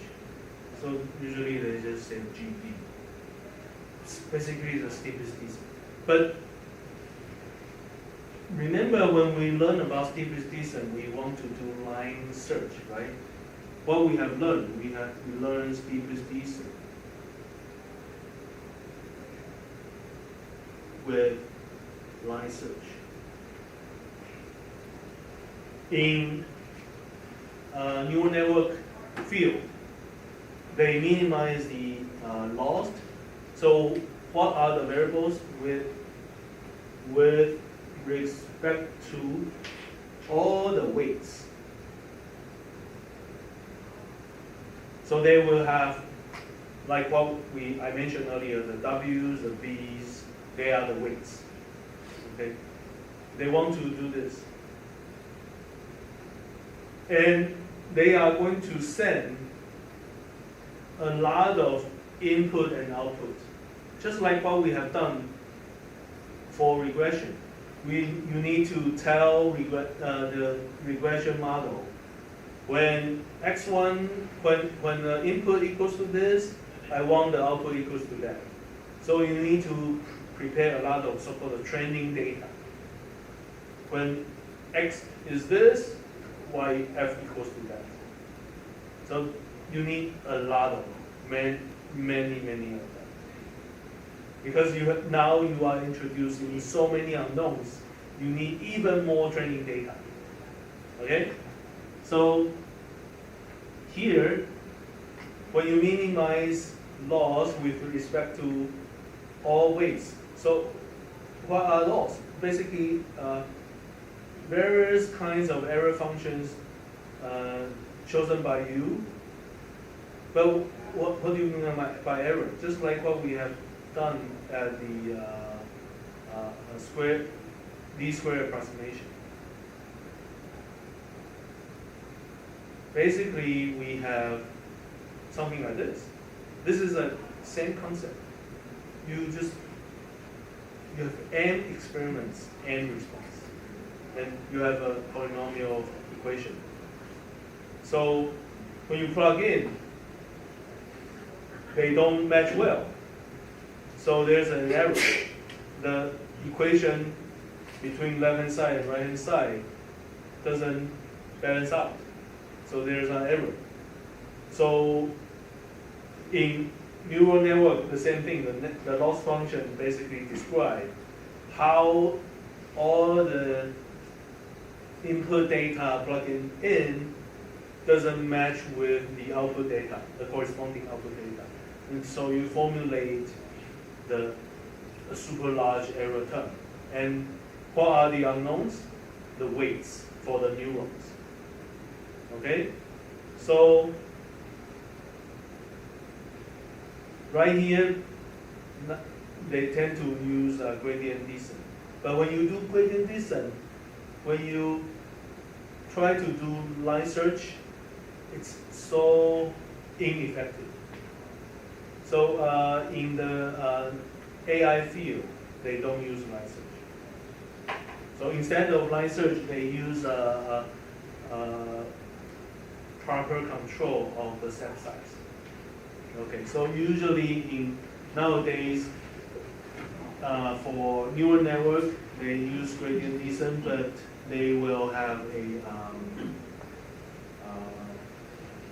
with proper control of basically the step size. Basically the alpha we have learned earlier. But whenever we learn, when we learn about steep descent and line search, we want to know the exact optimal step size so we can move to the best solution right away. But in neural network, there are way too many variables. They don't try to get to the true solution right away. It's taking too much time. So there are so many approaches being developed for AI field. But now, but the basic concept is like this. Everything that you have heard of, what's behind it basically is a super large regression with super many unknown parameters, and they will do minimize loss to determine the optimal weights. And usually, it's very difficult to find the global optimum. Why? If you run the same AI parameter tuning 10 times it gives you different solutions. So you will know it's almost impossible for you to know the ground truth because way too many are. So nowadays they just solve this to a certain amount of the time and then check whether it's good or not. Okay, it's good. Okay, then it means it's a good solution. It may not be the global optimum. And sometimes they don't even want global optimum. Why is that? Because usually for neural network, it's gonna be utilized as a classifier, like recognition, data recognition. So what's gonna happen is you throw in certain data and tell the computer when all the x equals to this, I want the f equals to that. Okay, try to learn what's the behavior between x and f. Okay, done, complete. In the future, I will send you something else that you have never seen. And if the model fits the original data set so well, sometimes it will behave poorly to the data that the model has never seen. So in AI field, they call this overfitting. Fitting too well. They don't want overfitting. So when you hear something called overfitting,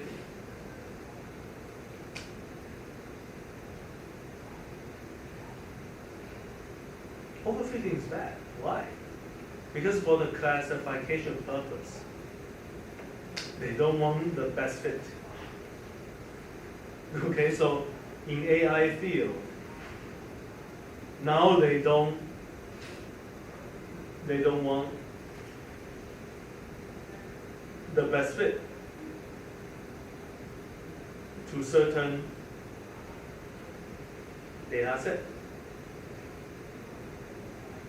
Because if you have the best fit to this particular data set, then when I have a different data set, maybe it doesn't fit well enough. So it's a behavior called overfitting, which is bad. So sometimes what do they do to avoid overfitting? Sometimes they try to do some tricks to make the neural network behave poorly, which means they try to reduce the fitability, if you call that. So sometimes they just cut away certain branches. So they randomly cut away certain. If you call each arrow as a branch, it's like a tree, a branch. They randomly cut away certain branches. So it's like your brain. If there are like several neuron fibers connecting the neurons, some of the fibers doesn't function all the time. So you won't learn about something to the 100% level. So you are not the best fit. You don't recognize something the best. But if you have this kind of slightly poor recognition of something, you may recognize something else better. So that's key. Okay, so because this course is not about AI, it's about optimization. I just want to tell you the most popular topic, AI, is based on optimization. And there are so many tricks they are playing right now. And it's moving, the field is moving really, really fast. So whenever you see something, try to read the descriptions about what they are doing and then try to understand what happened. Okay, I guess nowadays everyone needs to do a little bit AI, right? I hope based on what you have learned from the course and how you understand about AI in the future will help you to do better in AI. So everyone can be an AI user, but not everyone can improve AI tool. Right? So if you can understand better in AI, maybe, let's hope, you can kind of modify the model that people use. Okay, so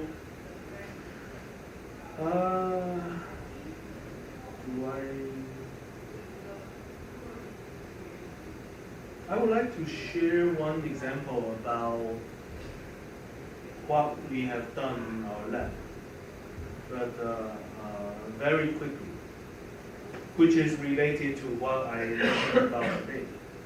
So back in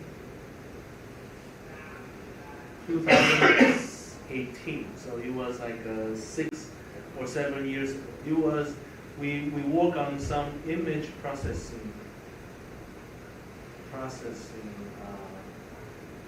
optimization problem. Okay, so at that time, so back in probably 2018, at that time,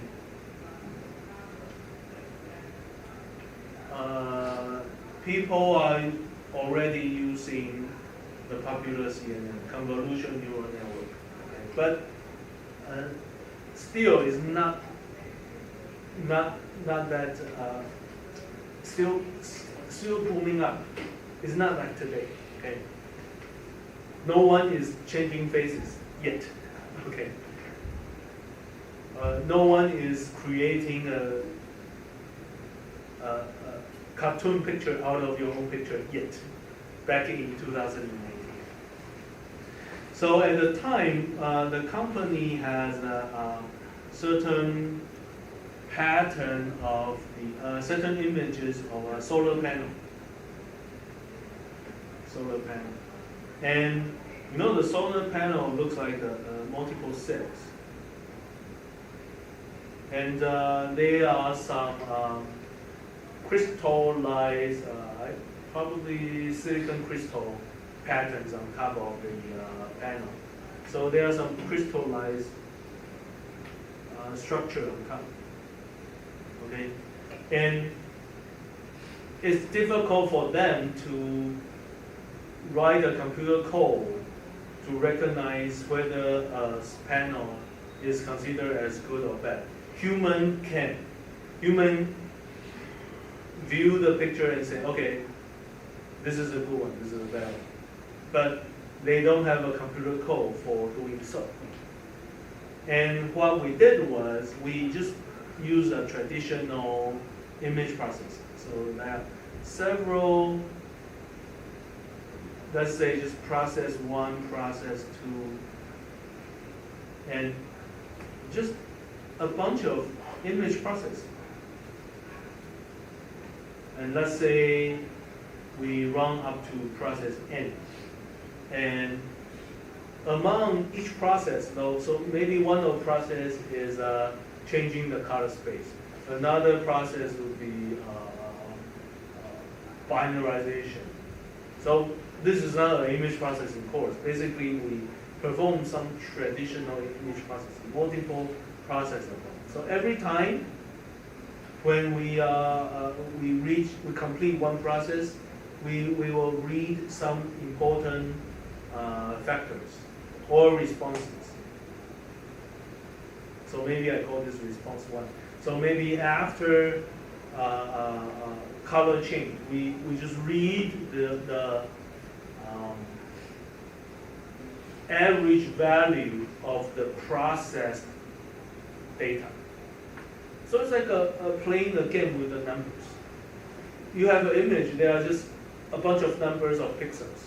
You perform certain image processing with like some mathematical operation. So you get something else. And then you just statistically analyze the image. You have certain response. So we did a bunch of those. So maybe here's a response 2. And so on. Okay? And of course, we read the responses at meaningful positions. And we believe if certain responses are higher or lower, the quality of the panel is better or worse. Of course, we work on this project for 1 year and then we figure out. And at the end, we need to do some kind of like a classification. I think we use some of the value here, or maybe some value here. So there's a classifier. And what does the classifier do? Give a score of the solar panel. So after all these, boom, okay, this is a 90-point panel. So it's like, okay, 90% good. Boom, 60 points, okay, 60% good. So we evaluate the quality of the panel. And we use this to, we use this system, and then we have certain data, and then we use this to train this process. And then we hope this classifier fits how the human read the data. Okay, up to here, what are the variables? For each process, there are some variables inside. So let's say there's a process called convolution. So there are some parameters to be tuned. So they are parameters.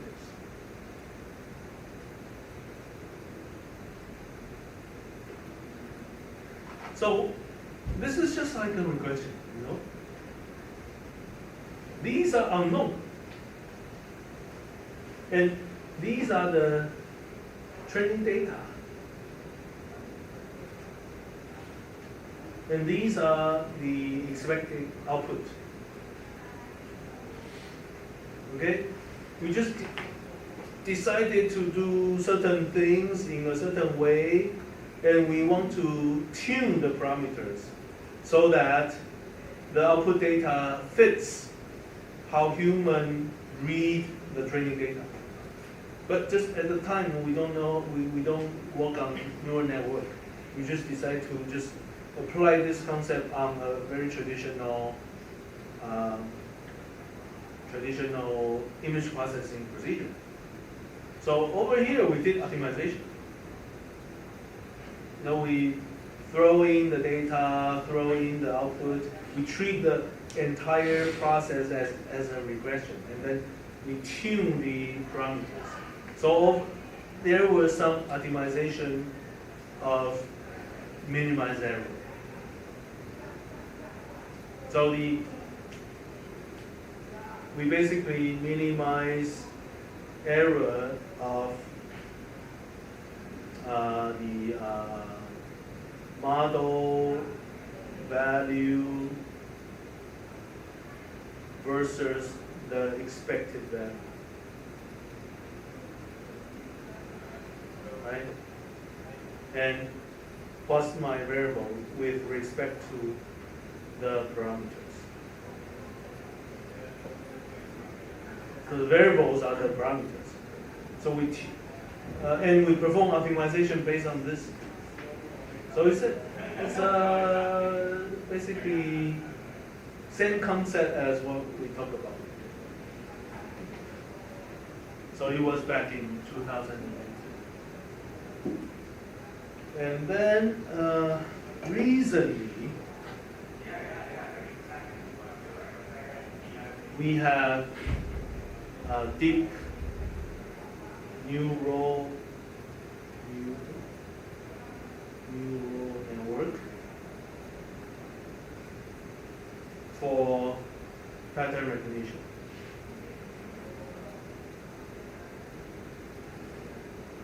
Okay, and it's gonna be certain image, and there will be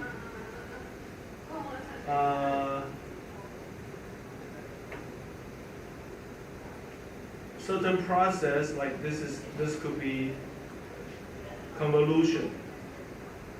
This could be maybe what else can we do? Convolution or binarization. Binary. And so on. And at the end, classify.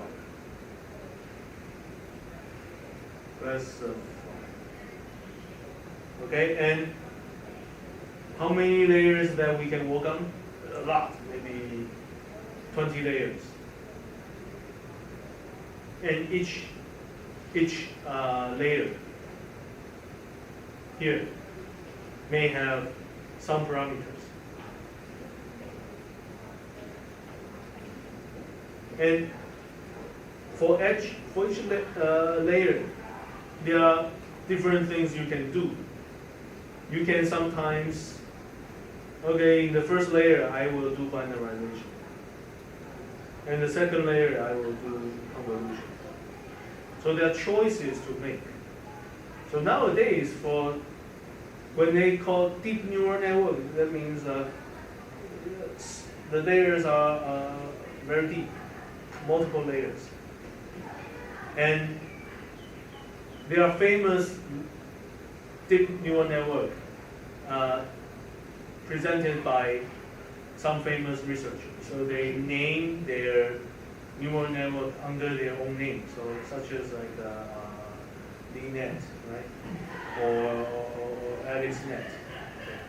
So there are some famous researcher. They just name their.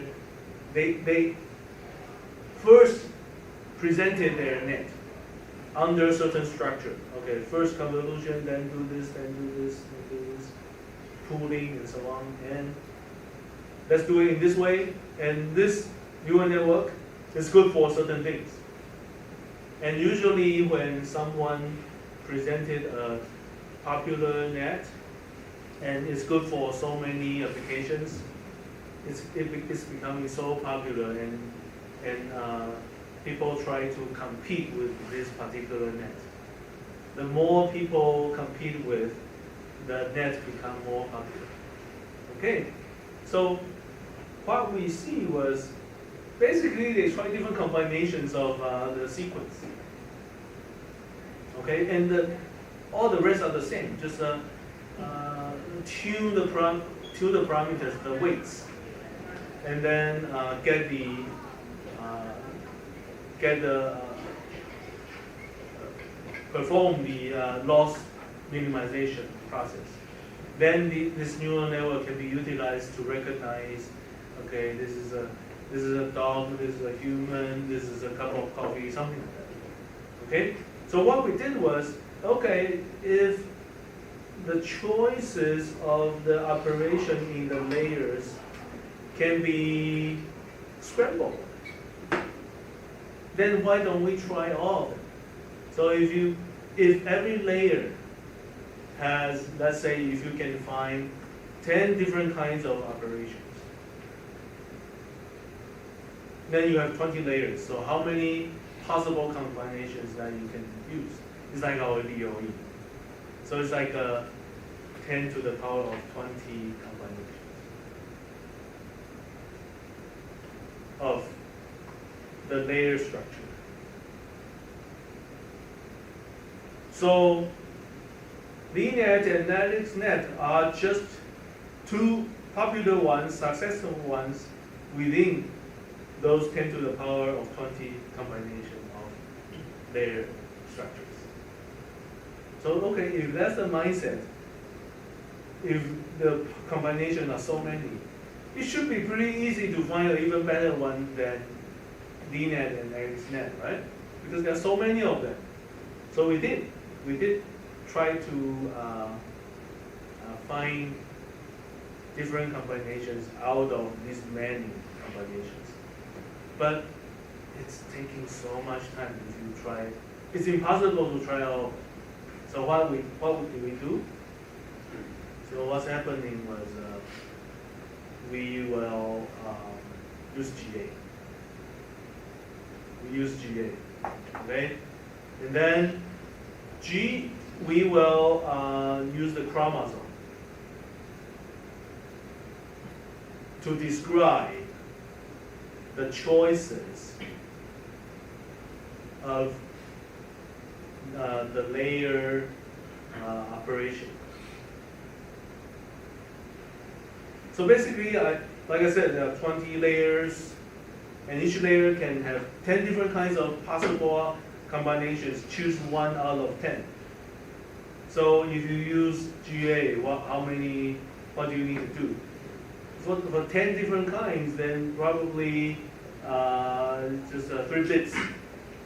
You can already define what you're going to do for that particular layer. 3 bits, so you just need 60 bits, right? So you will have like 3 bits for the operation choice of each layer. So in this particular example, you will have 60 bits for the total choices. And for every kind of operation you work on, you have variables. Like in image processing operations, there are some like size, dimensional parameters. So you need plus more bits to describe the parameters. But nowadays, they call these hyperparameters.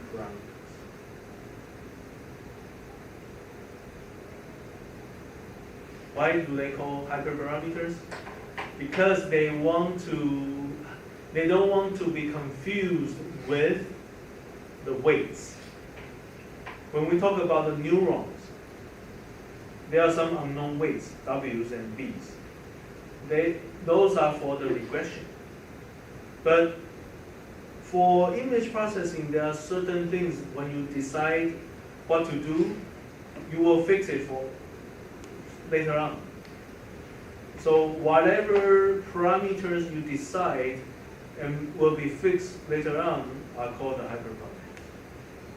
Even with the fixed hyperparameters, there are still neuron weights to be determined. So we are trying to optimize the hyperparameters, not the neuron weights. Neuron weights basically will be tuned from the loss minimization process. Okay, so we did this. And some students successfully found better deep neural network structures, better than linear and expected. So it actually exists. It's just that we are not popular. So I cannot call it a Poulting net or Patel net. Because they get like thousands of citations. For us, it's not easy. So yeah, anyway, but just for you to know, nowadays we are doing something like this, and they are all optimization. And why do we use GA, not gradient-based approach? Because in deep neural network, the choices of the operations in the layer are discrete decisions. Either you do convolution or pooling or bind. So there are like different kinds of operations you can do. There's no 1.5 type of operation. There's a first type, second type, third type. That's why it's a discrete decision space. That's why we use GA. Okay. So yeah, here is my sharing for today. Let me remind you what happened today. I talked about, I think today's lecture is very practical for your own research. So whatever problem you have, you can have DOE. You need to evaluate the design points either by simulation or experiments. If you try to reduce the amount of experiments, use an orthogonal array. Even if you have orthogonal array results, you don't have the function yet, then you can consider to use regression. And take polynomial fit as an example. I show you how you can use least square approximation to determine the parameters. So there are two ways to show you the equation. One way is by minimize square error. I derive it for you. And also a quicker approach like this. So, or in a practical problem, you can directly run optimization with finite difference. No need DOE. That's definitely doable. But there are some issues, of course. And since we talk about regression, I want to share with you, neural network is actually a super large and complex regression tool. Because the way it's defined is defined with multiple neurons, with multiple unknowns, and being formulated in certain known functions.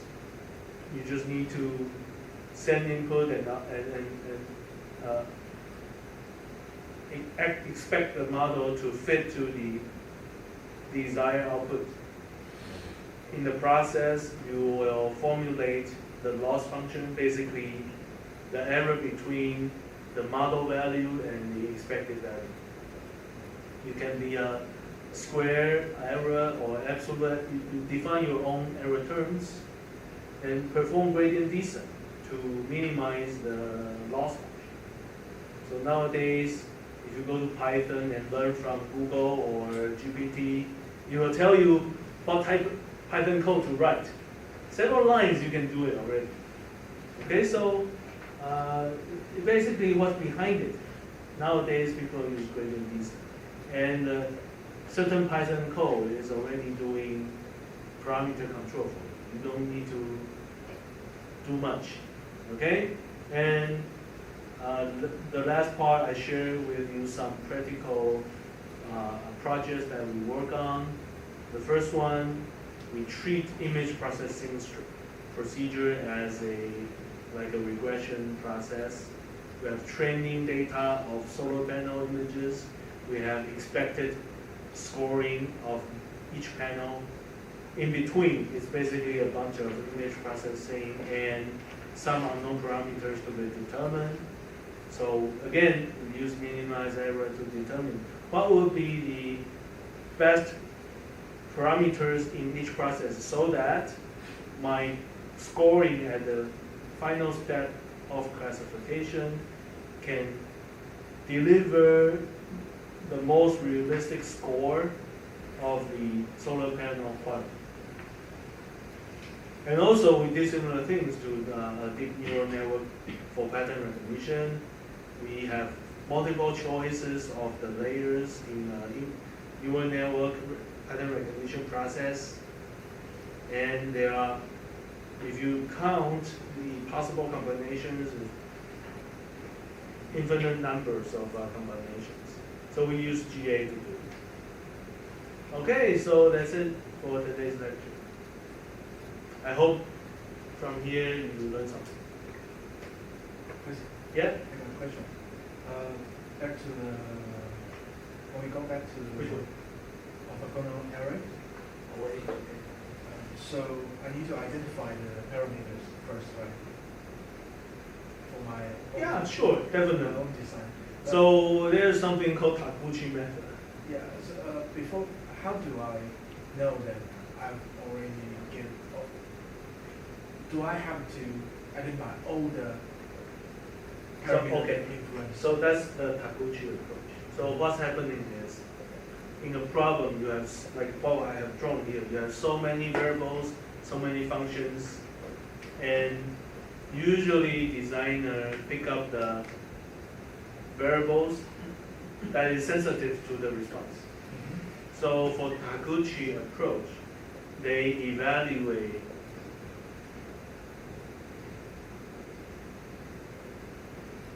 the partial derivative with respect to the important factor they care, with respect to all the possible variables. Sometimes something is not sensitive. For example, in this fluid dynamic problem, if I use a metal case or a plastic case, maybe the result doesn't change at all. So the selection of material type play no roles for this design problem. So I don't even need to do optimization about the material choice. But how does the designer know? They can do gradient. They evaluate the gradient. So in practice, how do you do it? You have different choices of material. You basically change the material. After changing 2 or 3 materials, and you realize it doesn't change the pressure drop. So as a result, material type of the container doesn't change the pressure drop. Okay, don't do optimization on the material type. So that eliminates 1 variable. And you maybe have 10 variables. You're going to eliminate some. You are going to eliminate the ones that has 0 effect or a small effect to the response you care. So there will be some variable that is so sensitive to the response you care. Those are the ones you will perform optimization later on. So for orthogonal array, for DOE, when you do DOE, they are already the ones that you chose from the Taguchi method. Taguchi, so-called the Tenko.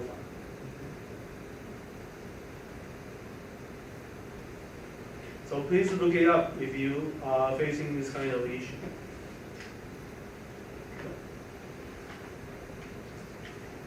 Okay? Okay, good. Thank you. Bye-bye.